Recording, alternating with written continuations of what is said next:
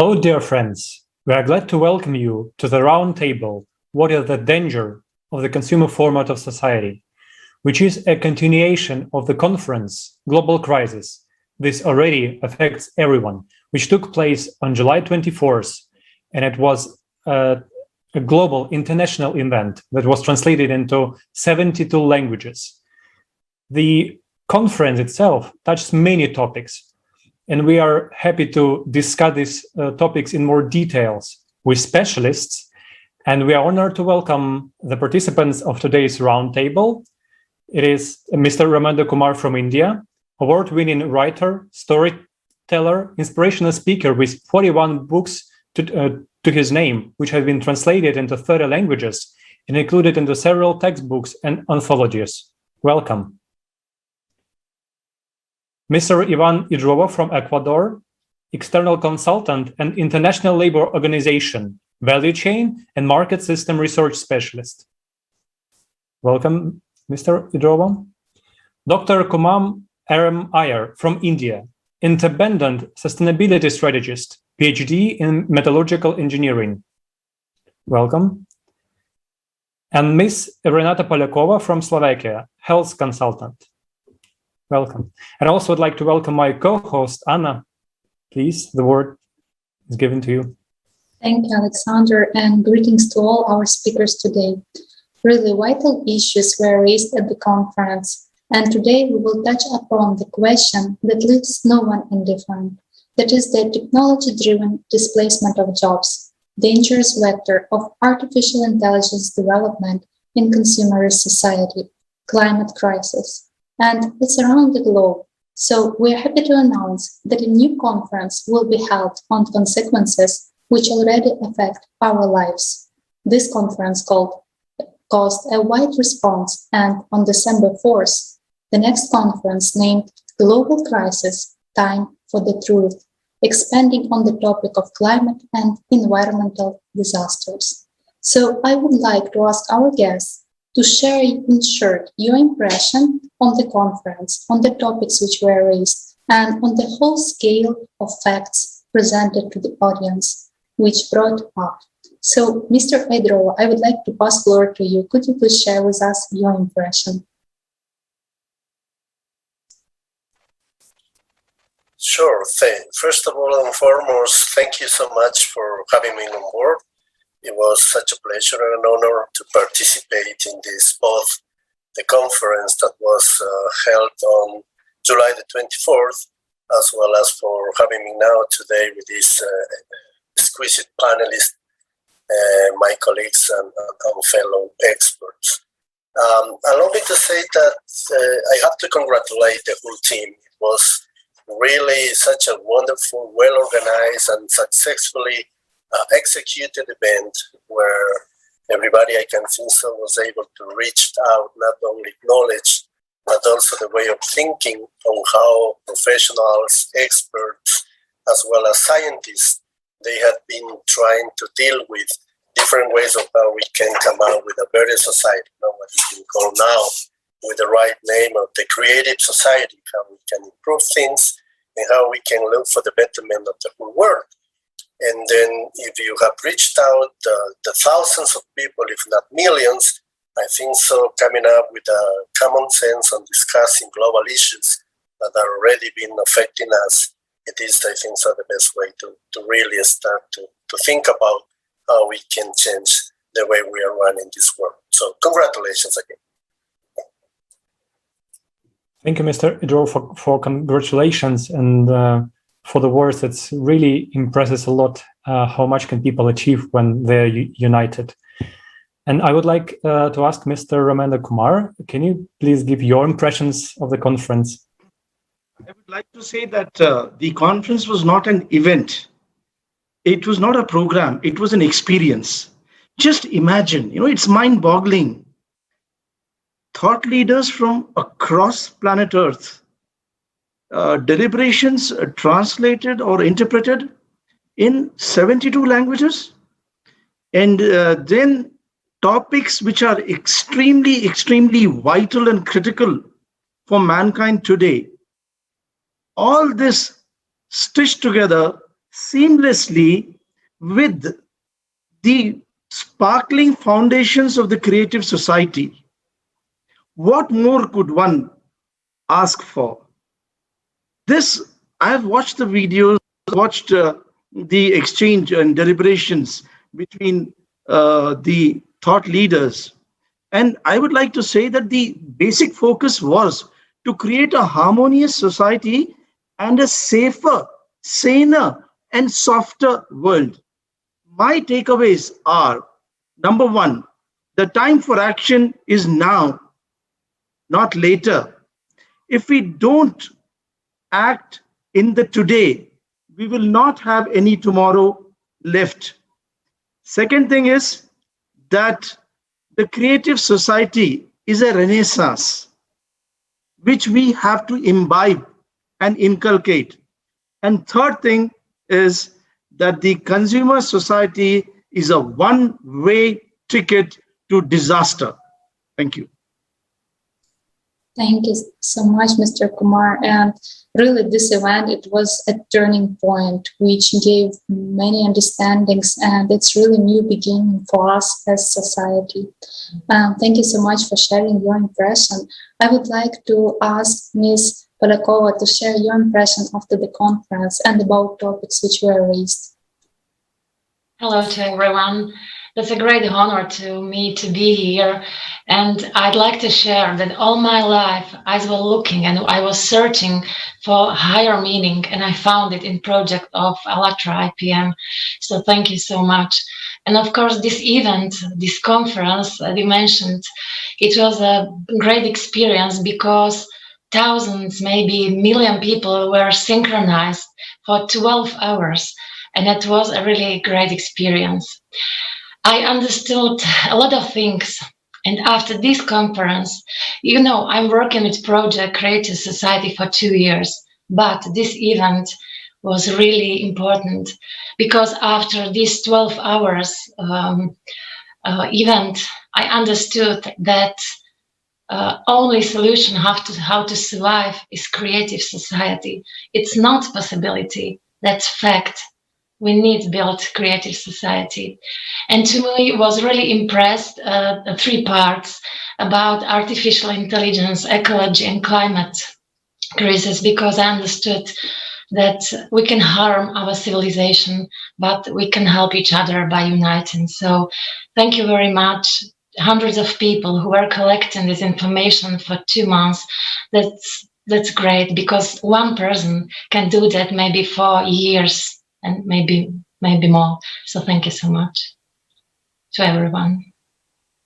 Thank you, Ms. Polakova. It was really indeed a very great experience and gives a lot of understandings. What is the current situation that we are in? What people do not see, and it's what was actually important for me. Like, it brings a complete picture, a complete understanding of what is going on. Thank you. And I would like ask the same question to Mr. Kumar M. Iyer. Can you please share your impressions? What find you the most valuable in the conference? Good evening, everyone. What I really liked about the conference is how topical it was. I mean, this is the need of the hour, and the subjects that were discussed were very appropriate for the current crisis which the world finds itself in. And what is even more notable is that the team that was handling the whole thing, it was not people from my generation. It was the youngsters who had taken the lead. And that is what is more inspiring for me, that the youngsters have their heart in the right place and they are not willing to take shit from people from my generation. And that is good. That takeaway is the biggest takeaway for me from that conference. And that gives me hope that there is a brighter future for this planet. That is my biggest takeaway from this conference. Thank you so much.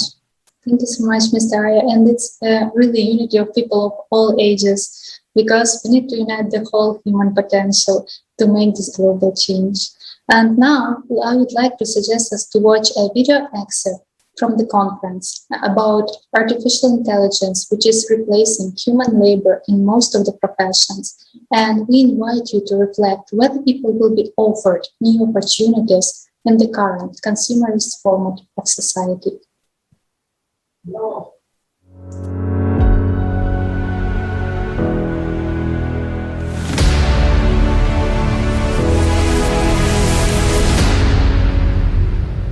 Are you sure that taking away your job in the consumer format of society will create a new one for you? They promise to teach us new professions, but which ones? If artificial intelligence learns faster, and in the consumer format, everything is decided by profit and availability, the layoffs of people due to the application of artificial intelligence is already happening. The following are just a few illustrative examples from various countries.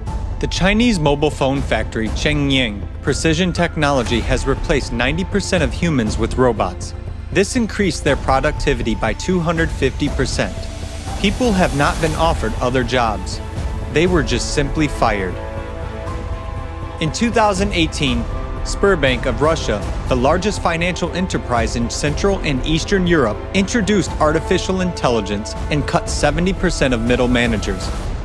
Amazon claims that if some of the packers and warehouses are replaced with robots, the cost of such a robot of $1 million will pay off in just 2 years.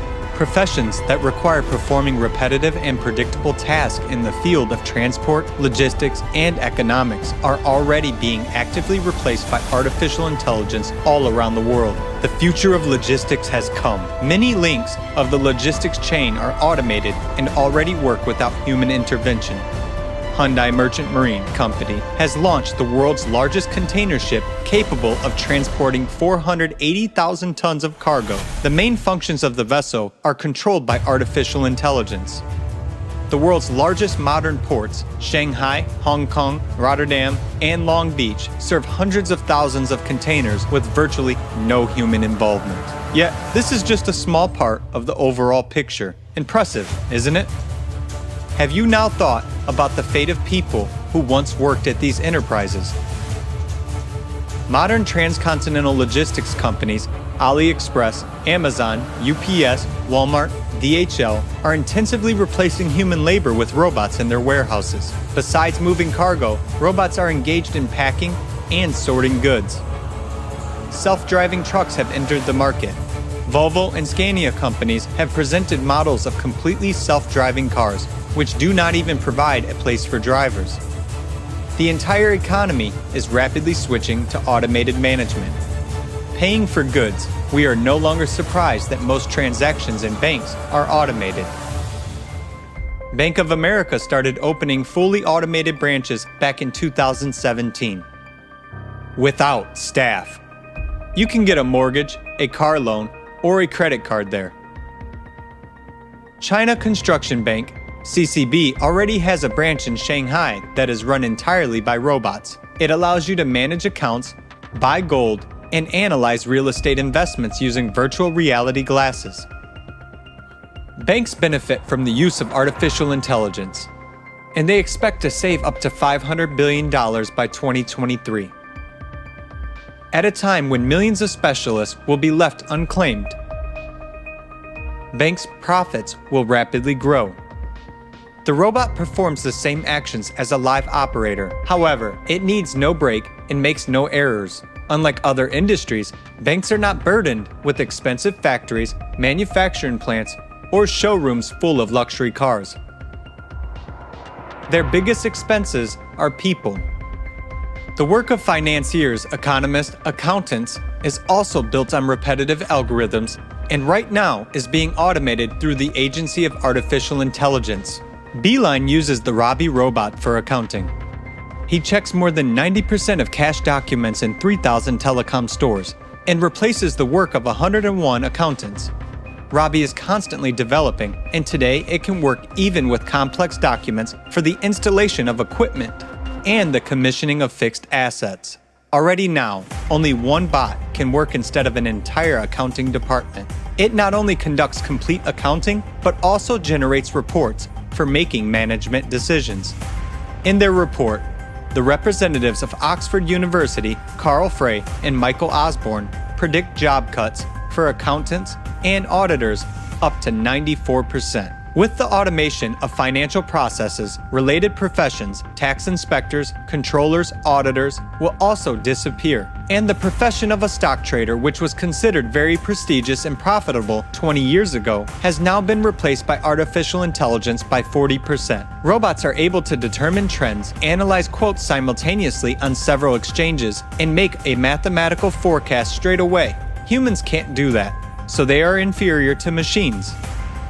Such an investment giant as Goldman Sachs, having as many as 600 traders in the 2000s to this date, keeps only 2, having replaced the rest with artificial intelligence. Are you looking for a job? You will be evaluated by a heartless program. Do you hope this is a distant future? But it's already happening. Recruitment programs from Pymetrics, HireVue, Korn Ferry, and others can already analyze resumes by themselves, search for and call applicants, conduct online interviews, and screen out candidates. The number of vacancies processed by them is estimated in millions. They are being used by hundreds of companies: McDonald's, Kraft Heinz, JP Morgan Bank, PwC Consulting Company, Unilever, and Hilton. Artificial intelligence is intensively replacing human professions, and this is already the reality of today's consumer format of the society we live in. From the perspective of business, it is profitable. But what about the perspective of people?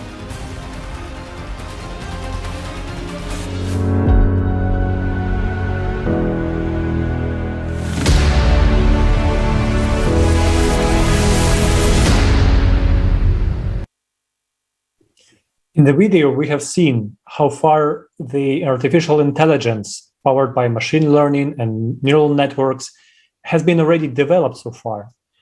The speed at which artificial intelligence is progressing is not linear, it's exponential. And it's often said that sometimes people have issues with understanding how fast this exponential growth is, that it's comes really unexpectable to many people, and no one can prevent people from losing their jobs in the current consumer format of society. And it actually means when you lose your job, you lose any chance of survival. I would like to address the following questions to Ivan Idrovo. So, how will the introduction of artificial intelligence will change without changing the format of society? What it will lead to? Mass unemployment, and why it would be more profitable for companies to keep machines rather than people? Thank you, Alexander. Can you hear me? Yes. Okay. Well, without a doubt, the impact of artificial intelligence, automation, robotics, and Industry 4.0 will be profound, and it would be in the different ways and levels. If we notice, as you mentioned clearly, that jobs are being lost already since, I think so, the revolution, industrialization, automation, and technologies have been already applied and deployed, not only in companies, but as well as in organizations like governments or even in banks. You get to see that the jobs were every time, especially those that are without the hard skills and soft skills that are required to perform within the new technologies, would be definitely replaced by those robotics. And if we look at the problem is more complex than what we are just discussing here, because we will have to deal with proactively, since a massive permanent unemployment would be rampant, and then that can lead to a social turmoil, an upheaval, and a significant increase of crime rates, because when you get unemployment rates reaching higher levels, the decomposition of the society will follow immediately, because you are not only talking about people losing their jobs, but now we are facing some more complex problems and issues, because there would be families behind. So you will be risking the youth, you will be risking the women at home. So it's a more complex issue that would be be happening. And then with human beings struggling to survive and struggling to really cover and meet the basic needs, we will really convert into a very complicated issue to be solved. So if we do not act on time, meaning to say today, the consequences would be, and the invoice that will be passed on would be really high. Just to give you some indicators on this, job will be totally different between the coming 9 years. Now, it is expected by the 2030, we'll be having at least 9 out of 10 jobs being not yet replaced, perhaps. Of course, there would be so many thousands, if not millions of jobs being lost, but there would be more in the way of how people would be experiencing difficulties in coping up with the changes that they need to have. And that would be having the related skills. 90% of these jobs would be definitely requiring digital skills. That would be the biggest challenges that we'll be facing nowadays, but in the coming years it would be a little bit, it would be worse. Women, of course, youth, young people, migrants, refugees, and the poor, those in the low income level, would be suffering the most. So you'll be having specifically inequalities that can be really hard to solve as well. And that will convert into perfect storm. So if you notice different issues, not only losing jobs, let's not just focusing on the numbers of jobs that would be lost, but let's see the different, how do you call this, entrance where problems would be becoming into a path to create the perfect storm. So that would be really the highest risk. And in this society that is, within the supply and demand, we are just being driven by people in the consumption side. There's not an opportunity to develop. If we talk about, in the last part of your questions, why companies are looking at automation in order to reduce cost, I think it's productivity on one side, but in the other side would be to increase profitability. So at the end of the day, it's really how much money they can earn while spending less. So we should be a little bit more aware that vulnerable people will not be able to cope with this. And at the same time, workers will increasingly need to improve their skills. So the challenge is really how we can upgrade, upskill, and then of course promote programs that will really start to cover these deficiencies before we reach the point when it's no point of return. So companies will require really the right leadership. They have to restructure their mindset, and then of course start to manage programs to really cope up with the shift, because no one would be capable to do it alone. They will have to partner with the public as well in order to bring up to the table the government to deploy initiatives and programs that should also be created with the purpose of supporting this retraining, this upskilling. So at this point, I think so is the more important aspect to be considered. So robotization will eventually transform the way we are knowing now jobs, the nature of jobs, and how we are doing the business and the economy in general. But as such, there's a need to make these future policies, these programs, interventions more equitable, more inclusive, flexible, very much observant of what is happening now, and consequently more efficient. And that means also taking care of the human part of the deal as the center of the new model. And that's where it comes, this creative society, or better to say even, this sustainable way of looking at things, how we can improve the given situation. Right. Thank you so much, Mr. Adrova. And it's really from your words, we can see how complex the situation, and we really need to look globally at all the aspects of our society. And only when we change the format of society itself and everything will be really about human and human life, then I think all specialists together can find solutions how to implement artificial intelligence in our life with benefit for people. Thank you so much. And Mr. Kumar, Mr. Ramendra Kumar, we would like to ask you about this issue in a world where human values are not maintained in a proper way. Can we achieve any good results? And what is the reason why consumerist society does not give us the opportunity to live as human? So I would like to start by saying that India was a country which was venerated for its culture, its spiritual values, its literature. And where have we come now? Now we are living in a society where an individual has become a product. It's a society which is completely, how should I say, this consumer society is in the vortex of I, me, and myself. And what has this led to?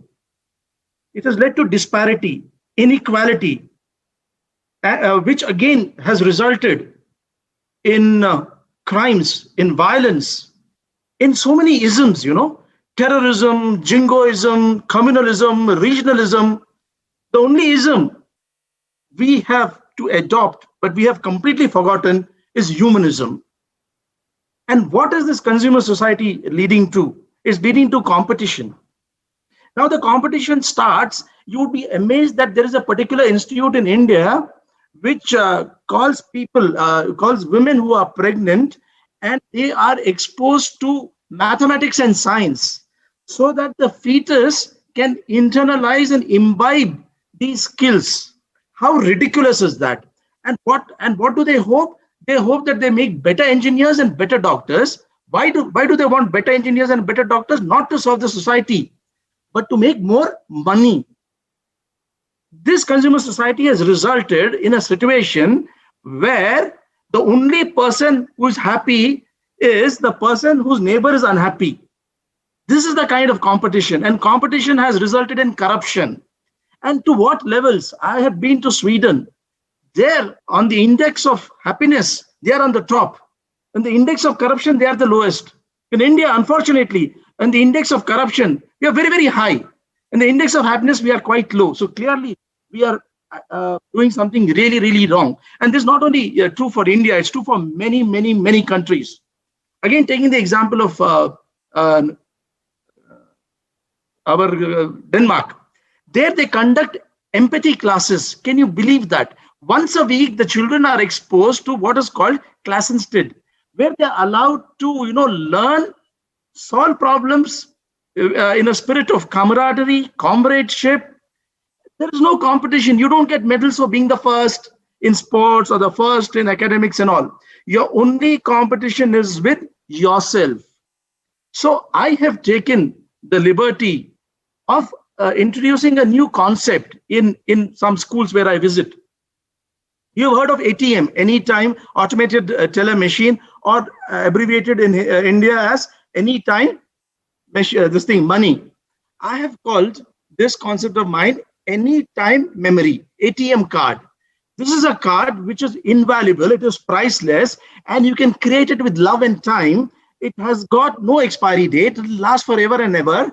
And, irrespective of the vagaries of the stock market, its value keeps going. So I invite my readers and my audience to create memories which are soaked, drenched in values, because of children of today imbibe these values. Many of these values have been given in the foundations of Create Your Society. Tomorrow they will grow up as more balanced, more humane individuals. Thank you.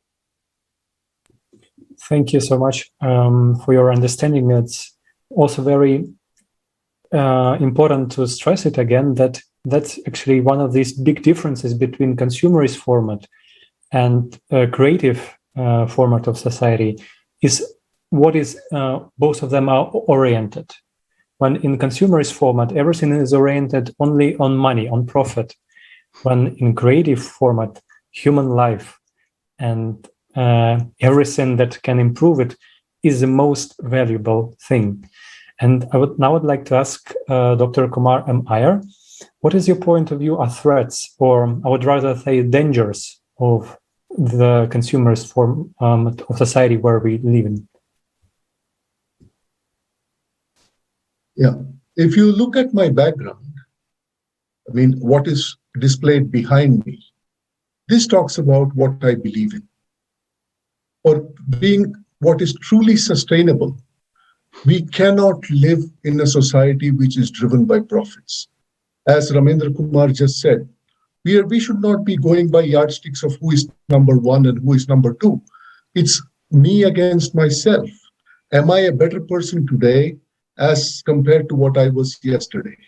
That is what this model, which I talk to organizations about, talks about. So I call it the quadruple bottom line, where profits are necessary, but along with profits, we take into account people, we take into account the planet, and the whole thing is balanced by principles or values. So what only when all these four pillars of society are simultaneously satisfied will we be a sustainable society. A consumeristic society is one which is driven by profits. The minute you start talking of number one or number two or number three, the first parameter which is used is income. Who is making more money is presumed to be more successful. So what I advocate and what I talk to organizations about is, can you give up your profits just so that the other aspects, namely the environment, the local society, the people, whether it's in your organization, whether it's with your partners, whether it's with your customers, can their lives be improved? So you talk about development as an ecosystem, not as an individual. I'd like to give an example here.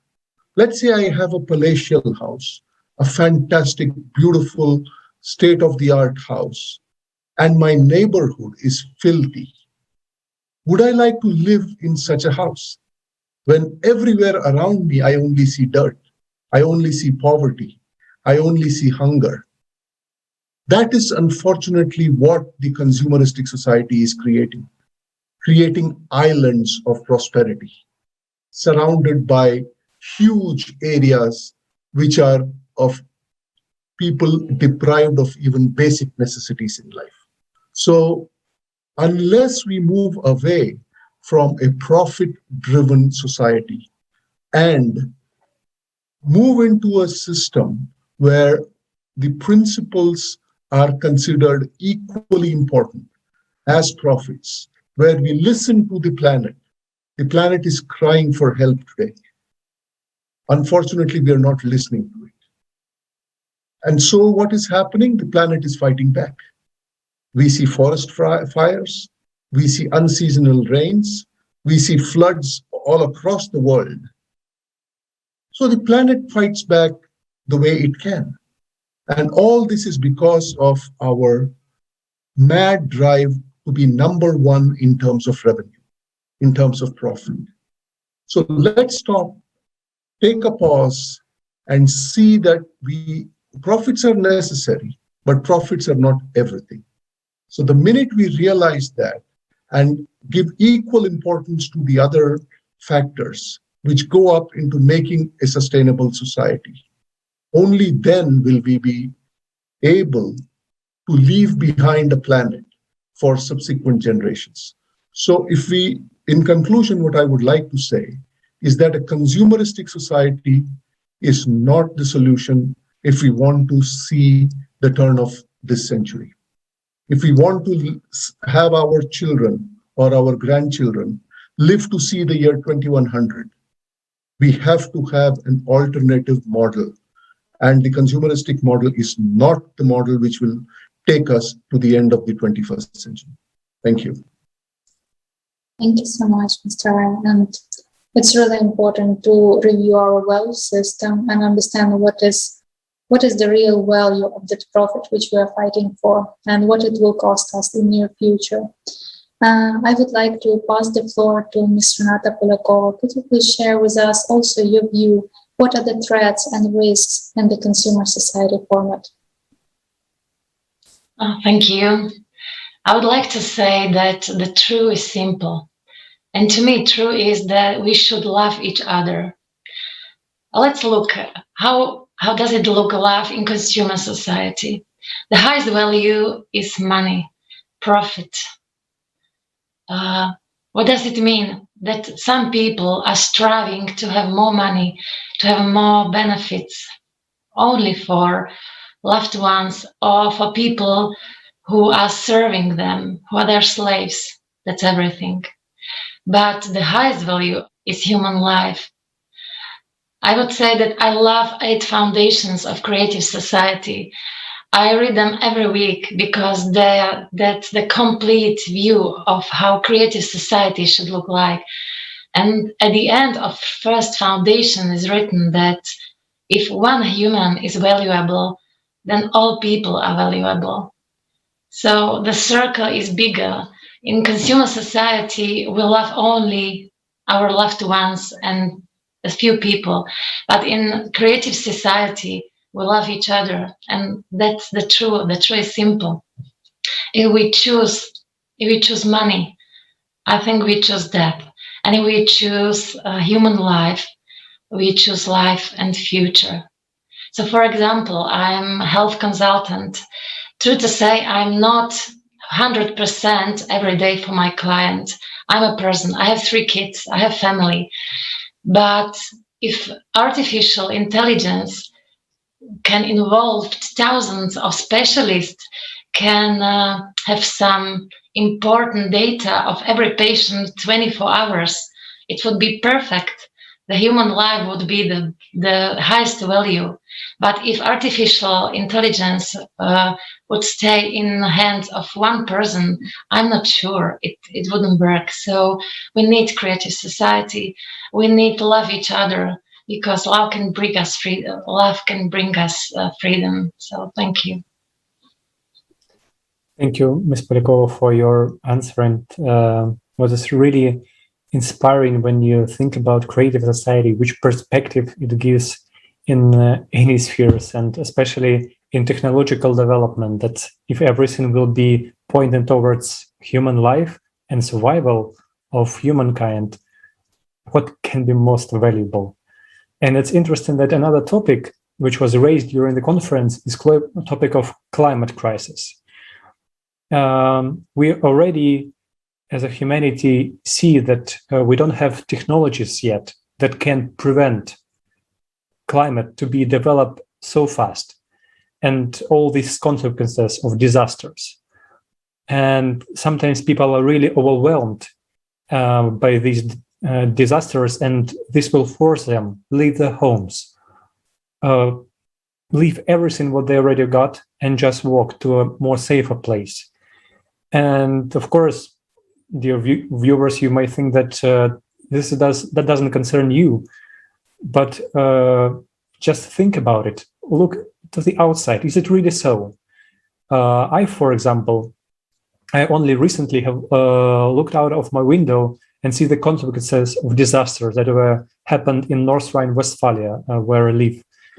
And we see that today's society is really unprepared for these problems. And people sometimes also see that it's in very limited way, sometimes only from the windows. And these global understandings, it's really important, this global picture of what is going on. So let us watch the following fragment from the conference that shows the real scale of danger that we are in right now.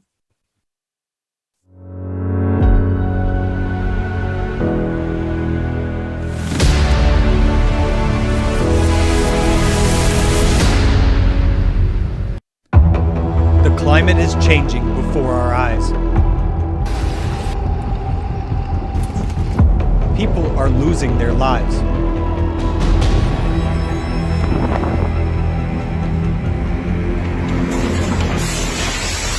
Each of us can be left homeless at any moment.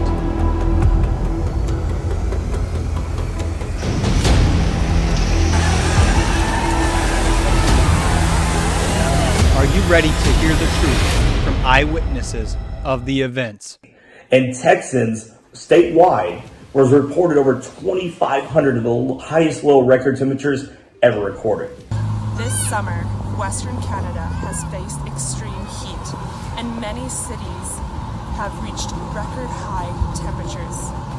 The Canadian Rocky Mountains have been burning more than they have in the past 2,000 years. There was an anomalous, catastrophic event in Cuba when a strong tornado struck some municipalities in the city of Havana. This sudden and violent event caused great horror and anxiety among the population.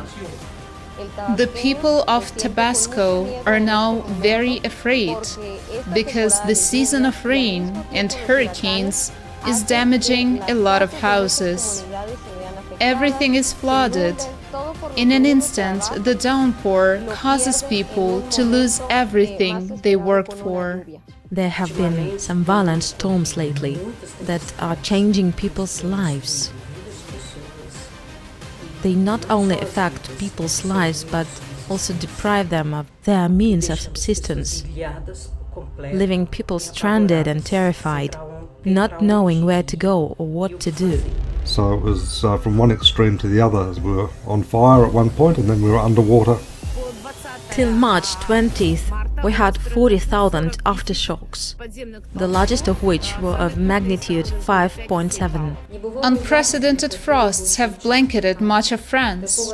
There hasn't been a cold snap like this for decades. Really, I imagine 2019, I hear I have a cyclone in Fani in India. I seen it in my own eyes. I witnessed to myself. So I really lost to my paddy fields. I really lost to many animals also.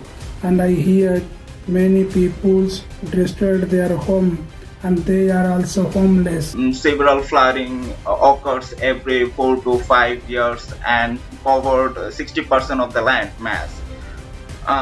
The condition of vulnerable people during natural disaster is just unthinkable and undesirable. It's always difficult to describe how miserable their life was. People are worried because they actually don't know what to expect or what to hope for.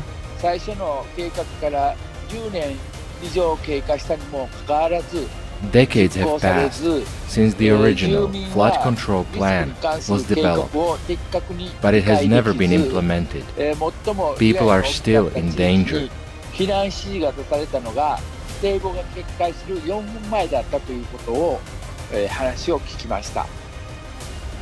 There was a freezing rain in Vladivostok.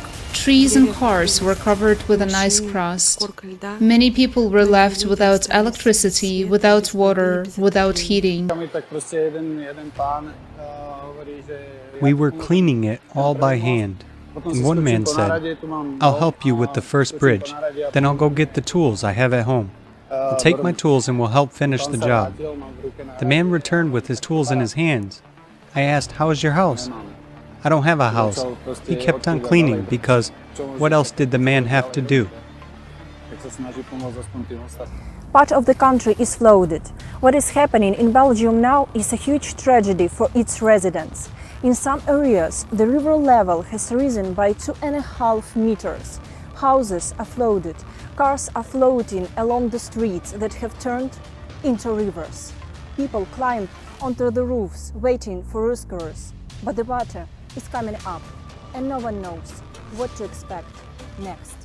Deadly volcanic eruptions have been experienced in other parts of the continent, and the latest ravaged parts of the Democratic Republic of Congo, which caused severe damages and casualties, and also forced thousands of people into evacuation and also into terrible living conditions. At times it's really extreme. There's flooding, so sometimes people are affected, like people end up drowning, but mostly people have to move with their families. They lose property. Trees and so many agricultural products destroyed. This is the first time we've seen such instances happening in this country. So when I witnessed the disaster of the climate, about the migration of the farmers from the riverside to the around the town and lead their life on the roadside. because of the climate change disaster or the overflooding of the river affected their area, their agriculture, their home. Local media do not report on some events which is happening in China right now. So a logical question arises, why are people not given the true information about what is happening with the climate right now? Now we have to start to solve this problem intensely, because soon it may be too late. I also witnessed the storm that hit us in Saarland about a week ago. Apart from flooded basements and fallen trees, we were not as badly affected as people in neighboring regions who face severe flooding, landslides, and mud, lava-like flows that buried entire houses and much more. People are still without water, without electricity, without means of communication, without food. They are still trapped on rooftops and cannot cross some roads because the roads are no longer there. We were predicted that climate change would be tangible in 50 or 100 years, but now we know that it is very close and very real, even here in Germany.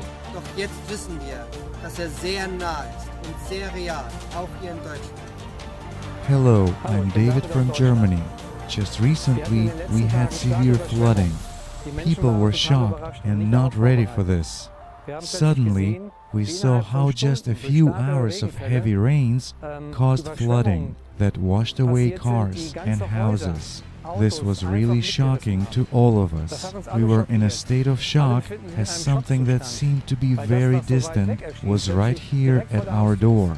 If we take a look a few years back, we must note that extreme weather events occur due to climate change. We had a severe drought in Germany during the last 3 years, and now suddenly there is such a flood. There is no doubt that the climate is changing, and because of this, the frequency of these extreme events is increasing. Even such an industrialized country as Germany was not, in my opinion, properly prepared and proved to be quite vulnerable and susceptible to such events. People were not warned and were not evacuated in advance. Obviously, the disaster management service did not work. If we take a look at the climate situation in the world, we see that new record-breaking droughts, flooding, and forest fires occur everywhere. Human life is in danger more often, and now it has affected Germany. Many people lost their lives, and more than 1,000 people are still missing. We, people, feel that we need to do something. Only by uniting, we have at least some chance to cope with such situations, which are becoming more frequent. Creative society is a solution for change in the society, exactly in which a human life will be the highest priority, in which necessary conditions to protect human life throughout the world will be created. Just imagine what the least developed countries will do. These countries have no opportunities whatsoever to overcome extreme climatic events, and human life is not protected there. I think that in recent days, we, Germans, have realized how important it is for us to unite, to stick together, and not to let anyone divide us. Only together do we have prospects for the future. Exactly such a prospect is what the creative society offers. It's our only way out, because only in unity can we protect human life and ensure a future for us and future generations. Breaking News on Alatra TV is an international project which is created by volunteers from all over the world with the purpose of informing about large-scale, anomalous, and uncommon natural disasters. This is daily comprehensive analysis and monitoring of information about the state of the planet. People break silence in order to convey the truth about the climate crisis and the way out of it. To survive, we need to act together today. Otherwise, tomorrow will be too late.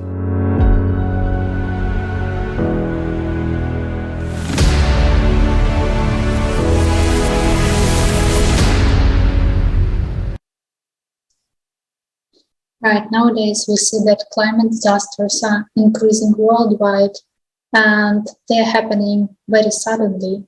And it's gratitude to those people who voluntarily gathering information, informing about the real situation with climate. And now I would like to ask a question to Mr. Ramendra Kumar.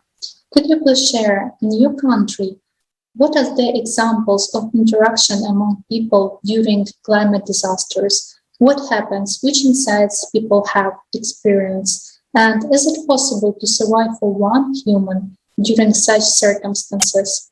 As today we are globally all divided, so what effects is giving us people? The national animal of India is tiger, but I would like to say that the national animal of India should be ostrich, because we are burying our heads in the sand and we are conveniently ignoring what is happening all around us. For the last many years, India has been devastated by various natural calamities. In fact, even as we speak, in the central state of Madhya Pradesh, it is ravaged by floods. And there was an image of a old man standing there and weeping. And when he was asked by the correspondent that what will he do now, he said, I'll just sink and die rather than try to survive, because there's nothing I have with me. All my means are gone. All my animals, he's a kind of he herds goats and all that. Everything is gone. And this is a story time and again. And what do the politicians do? What do the bureaucrats do? They indulge in knee-jerk reaction, or they have these pursuit of brownie points, political brownie points. There are individuals who definitely try their best, but these individuals are like islands of confluence in a sea of misery. So what I would like to say is that unless we as individuals, as families, as societies, as nations in the world unite, this climate crisis is going to gobble us up. There are two basically principles of environment which I would like to discuss here. The first is that there is always a price tag. Nothing comes free. So what's happening is every time we are trying to intrude into nature, it's slammed us back. COVID-19 is a great example. Climate crisis is a great example. But we choose to ignore this principle. The second principle is nothing ever comes free. The law of the minimum. The law of the minimum says that everything is in finite supply. But here we are great, how should we say, philosophers. We think that the entire resources of the world, the water, the land, the trees, is going to be there forever and ever. And the clock is ticking by. Today, if we don't take action, like I mentioned earlier, tomorrow we won't have any resources left. Give me just 30 seconds more. I would like to quote Indira Gandhi, the former Prime Minister of India and a great climate champion.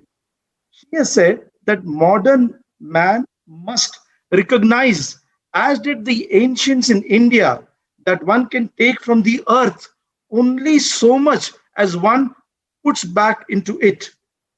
In their hymn to the earth, the sages of the Atharva Veda chanted, "What of you I dig out, let that quickly grow over. Let me not hit your vitals or your heart." So can man himself be vital and of good heart and conscious of his responsibility. Thank you.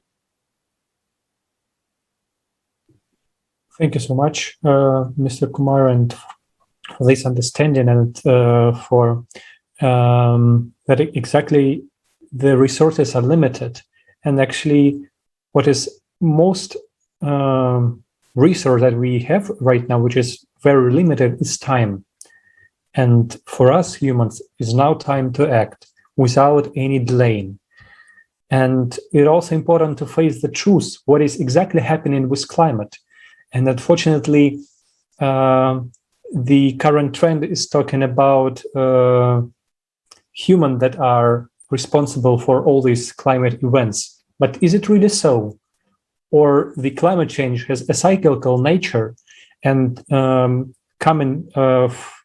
and the humans are not responsible for it.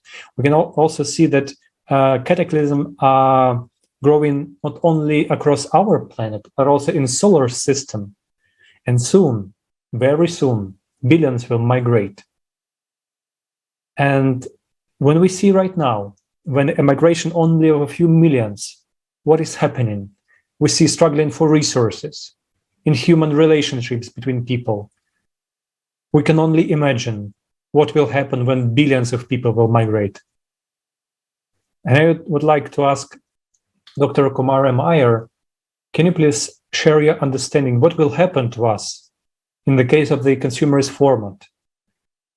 What will happen during this migration if we do not begin to create a society where the demand for truth is very crucial? One thing which we have to realize is that the world is one. So, and if you have noticed, we have already consumed this year's quota of resources in July. We have another 5 months to go. So we are actually consuming 1.7 Earths to satisfy one Earth's need. And this is not sustainable because you're taking out more than you're returning back to nature. So, and this is what the consumeristic society does. It is growth at any cost. What we should be looking for is development and not growth. We have already grown enough. Let us spread the growth more uniformly across the world. We talk about migration. What is the need for migration if the resources are consumed where they are generated?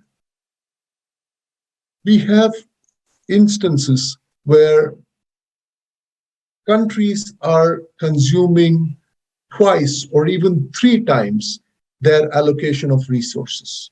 And we have other countries where only a fraction of their allocation is actually consumed in that country. And this disparity has to go. We have to have local development. We have to have a redistribution of growth, as it were, so that we can stop migration once and for all. Why do people migrate? Climate change is just one aspect of it. The quality of human life is also an important aspect which causes people to migrate. If we can provide them the same level of living locally, there would be no need for migration. And for this, we need to do away with the consumeristic way of thinking.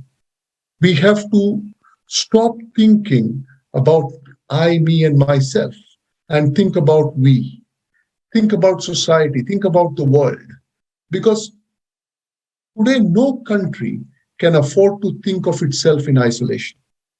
Because when disasters like climate change happen, the climate change is affecting the whole world. It's not localized to any specific country. So if we have to take decisive actions, then all the countries need to come together and work on it. No single country can step up and say that I will do this, because you can't. Let us be very real. Let us be very honest with ourselves. It's not a one person or a one country job. Every one of us has to step in. Every one of us has to do their bit. And all countries have to put aside their political differences and work unitedly to mitigate the climate crisis. If we don't do it in this way, migrations on an even more larger scale is going to happen, triggered by climate, because nobody wants to live in a situation which is fraught with danger. And the minute that happens, you have the associated social problems which will come in. You would have homelessness, you will have crime. Ivan already talked about a lot of these problems. And all these problems are going to become a reality if we are not working unitedly as a global community to mitigate these crises. Thank you. Thank you so much, Mr. Ryan. It's really important to unite and understand what is really happening. And if already today there are some scientists who are saying that in the nearest future there will be billions of people who will migrate, it's so important that we have really scientists who will voice how fast it will happen, how much time we have, and what we all can do as humanity to really deal with this situation. So thank you so much for sharing your opinion on this topic. And right now, we would like to invite you to listen to one of the respected speakers whose interview was specially recorded in preparation for the conference, Global Crisis, This Already Affects Everyone. His Royal Majesty, King Muad Jamed El Osiris. I'd like for you all to have me here on the platform to discuss the issues that we have globally, dealing with environmental problems, and also dealing with population controlled with the humanity. Thank you for having me. We have to put our pride aside, and we have to wake up to the point that we are actually dying. We are dying. If we are not killing ourselves, our planet going to kill us. The planet going to get tired, and Mother Nature going to turn against us as a species. I remember when I was a little boy, I had the opportunity to experience life as innocence. I seen how I could able to climb a tree and get fruit freely without have to pay for it.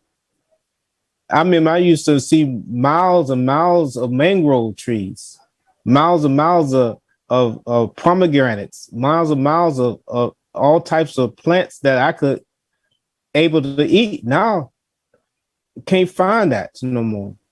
Can't find it, but that's been controlled. Everything is controlled through capitalism and corporations. It's not about what we're going to do about saving our home. And the kingdom is about that. My relationships, my collaboration relationships is about humanitarian, uplifting humanitarian projects. And the topic is saving the fallen humanity. We have to save fallen humanity. And by saving fallen humanity through education, like, hey, you have to stop this, what you're doing. If we don't do it, we're not going to have a future. Our children going to have a wasteland, and the planet going to kill off our children. The planet going to say, okay, it's enough. It's enough is enough. The planet been here over billions and billions of years. How many species came before us? And how many times the planet killed them off? If there's nothing from nature itself, it came from outer space. And if outer space is nature itself, the message from me is wake up before it's too late. So that's my message to the monarchies. Really pay attention to create society on a message by utilizing certain levels of authority or corporations or monarchies and companies that trying to help save our planet. Thank you, Yarol, for your real important message to wake up. And this project that you have mentioned to saving humanity, it's also very important right now, because you know that what the main task do we have as humanity? Really to survive. And the first thing that we should really understand is understand the truth, what exactly is going on, that climate changes is cyclical. And we, as an ordinary people, should be really demand for this truth. We should really demand this truth from our scientists, from people who are responsible for it, who knows more than we ordinary people do, because it's their daily research. And then it's, how important it is when the whole scientists and technological experts, everyone will unite their forces in order to make all of the impossible conditions to survive, because it's our main goal. And I would like to ask Mr. Idrova, so how, what should be the conditions in the society that people beside their profession, whether they're scientists or technologists, they will just tell the truth as it is, that it will be so natural, and that the scientists can tell everything what they know, so the truth can help people to survive. Thank you.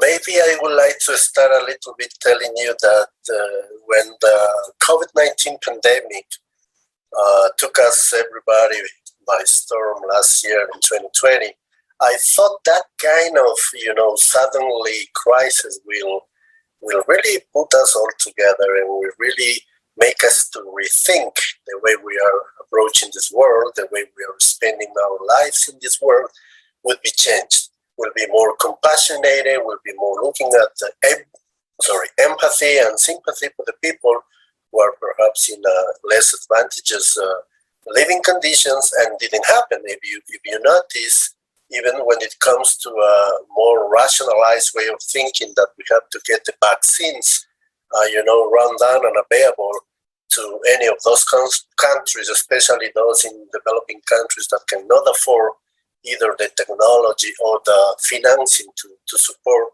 getting the whole population of their populations vaccinated. While in other countries, developed countries, people are fighting against the vaccine. So the division, I think, is part of the human nature. And coming out with a different perspective of acting more seriously in the sense of how we look at the problems, climate change, for instance, is being seen the same way.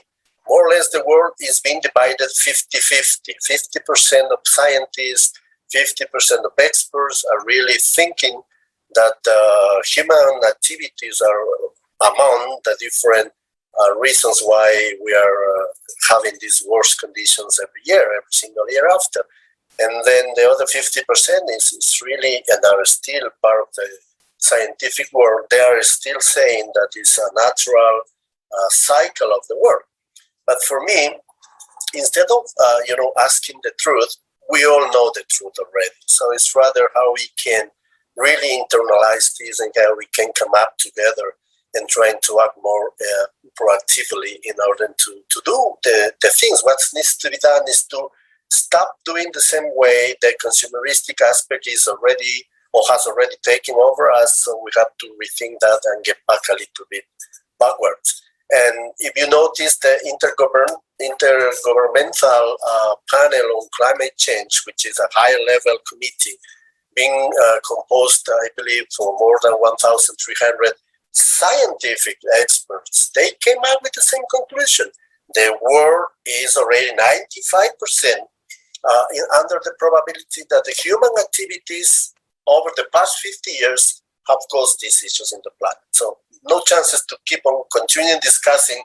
Give us the truth. The truth is there. Let's get that truth and let's move on instead of asking leaders that are 50% already, I don't know, I don't want to use any bad words here, but I would like to say in denial of what is the reality happening. So let's stop trying to look at them. Let's use the other 50% that are already clear on what is going on right now. The industrial activities of our modern civilization that is upon to meet our needs, and unfortunately even beyond, because we are consuming more than what we need, have almost doubled up the atmospheric dioxide levels in the past 150 years. So warmer conditions definitely will come up with the evaporation and another precipitation overall, and then there would be a disparity in how different regions would be affected around the world. Some will become wetter, some others will become drier, and that's the thing. So the issues will never stop. And if you notice, these many issues will definitely have a direct effect in the population, especially in those living already at certain terrible conditions. And those side effects will force people around the world, because it won't be only in Asia or Latin America or Africa. That would be in Europe and as well as in the US and Canada. They will be facing the same issues. And then you get to see rich people migrating, not only the poor that is traditional. We are so used to getting to see people from less or low economies being forced to move their original countries and look for another different life to save their lives, as my colleague already said. But you get to see millions of people, huge masses escaping to save their lives, creating unprecedented migrations and refugee issues that nobody is really ready to solve it. So it's time to act and not to discuss what is the truth. The truth is already there. Thank you so much, Mr. Dro, for sharing your opinion on that. And it's really important that as of today, there are those scientists who are saying that human affects the climate. At the same time, there are those scientists who are saying that this is a cyclical event, and really we see that force of nature and disaster's power is increasing. So that's why it's really important that we unite all the scientific potential and find out, so what is the truth, what we should expect, and how we can deal with that. And I would like to address the next question to Ms. Renata Porekova. As we discussed that, yes, we wait that someone will inform us, some organizations or states, but they are the same people. And today we see that climate disasters are increasing. I would like to ask that as we see this sometimes even sudden effect, that even some prognoses are not working nowadays and people are facing floods, etc., very suddenly, unexpected.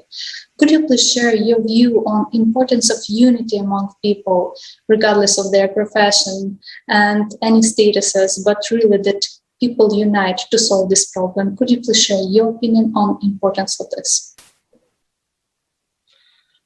Yes, that's true. We should unite. But what? But why? No, because we are divided. As we all know, elites try to divide us, to spread fear.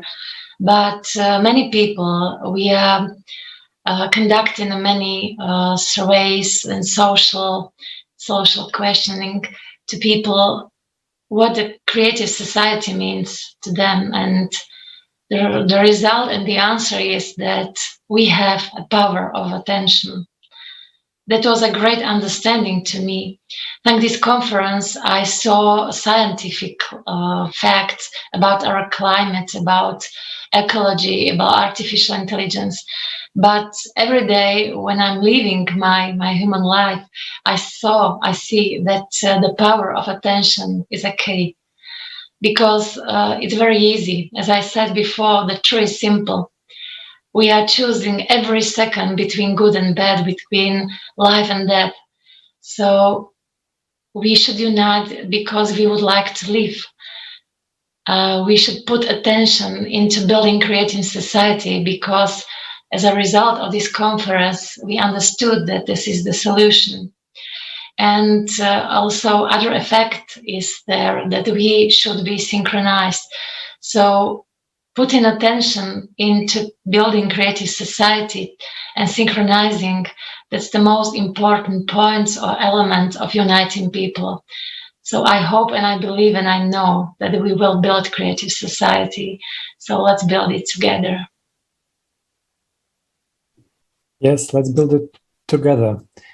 Thank you for your understanding, Ms. Porekova. And, it's really important that it's a contribution of each and everyone, because even without one person, the society is not complete. And even you, my friend, can also contribute, make these contributions to build the creative society. So I would like to thank our today's guests and all the viewers for their active participation and support of the creative society. Your contribution is really valuable. So please also share this video in your social networks, talk about it, and tell about the idea of creative society, that already a lot of people all over the world building it and making everything that they can do in order to save the humanity, to save the life on this planet. And I would like to remind you that today's roundtable was held in the continuation of the conference Global Crisis. This already affects everyone. That was held on July 24th, 2021. It was broadcasted and simultaneously translated into 72 languages by volunteers from more than 180 countries. Thank you. And I would like to invite everyone to a new conference that will be held on 4th of December 2021.